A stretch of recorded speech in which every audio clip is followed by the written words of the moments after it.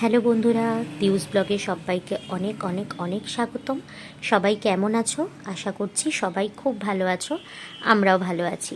তো আজকের যে ব্লগটা নিয়ে এসেছি, আজকে দেখতেই পাচ্ছ তোমরা একটা বিয়েবাড়ির ব্লগ। এবং শীতকাল মানেই বিয়েবাড়ি এবং বিয়ের মরশুম। তো বিয়ের মরশুমে আমাদেরও একটা এবছর বিয়েবাড়ি পড়েছিল, সেটা হচ্ছে আমার বান্ধবী চৈতালির বিয়ে। তো দেখতেই পাচ্ছ ওর এখানে আশীর্বাদ চলছে। তো সেই শুভক্ষণে আমরা পৌঁছে গেছিলাম ওখানে। তো আমিও তাই ছোট্ট ছোট্ট একটু একটু ভিডিও নিচ্ছিলাম, যাতে সেটা তোমাদের সাথে শেয়ার করতে পারি। আর এখানে দেখো আমার ছেলে আমার কাছ থেকে চেয়ে চেয়ে কফি খাচ্ছে। অনেক দিন বাদে এলাম আর একটা ভিডিও নিয়ে। তোমরা সবাই কেমন আছো কিন্তু অতি অবশ্যই জানিও আমাকে। অনেক দিন আমার ব্লগ দেওয়া হয়নি, তো এই ব্লগটাও অনেক দিনেরই জমেছিল। তো এখন এই ব্লগটা নিয়ে বসেছি যাতে তোমাদের সাথে শেয়ার করতে পারি।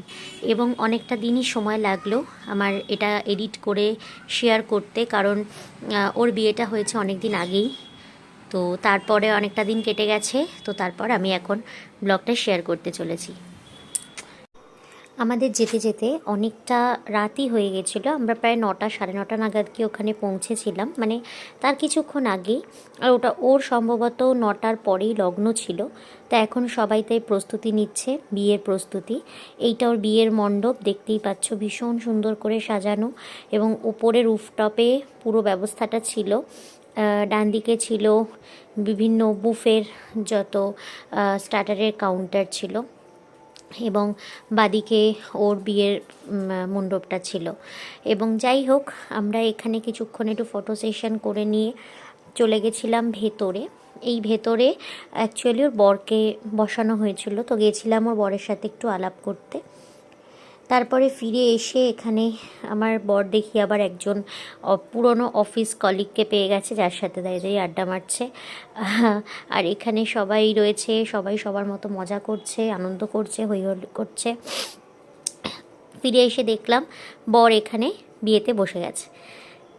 যাই হোক, বহুদিন বাদে একটা ছোটোবেলাকার বান্ধবীর বিয়ে, তো খুবই এক্সাইটেড ছিলাম। তো সেইভাবেই এক্সাইটমেন্টটা ভাবছিলাম কি করে কি করব না করব, অনেক কিছু করার ছিল। ভাবছিলাম এইভাবে ভিডিও করব বা এইভাবে সবটা করে তোমাদের সাথে শেয়ার করব। তো যাই হোক, এখানে দেখো বিয়ে তো বসে গেছে। এখানে আমরা এখানে সামনেই দাঁড়িয়েছিলাম বিয়ের সামনে, যাতে বিয়েটা দেখতে পারি। আর ছেলে এখানে জুস নিয়ে কাড়াকাড়ি করছে, যাতে ওর জুসটা নাকি খুব ভালো লেগেছে। তো এর ফাঁকে আমি নিজেকে একটু দেখিয়ে নিলাম এখানে, কারণ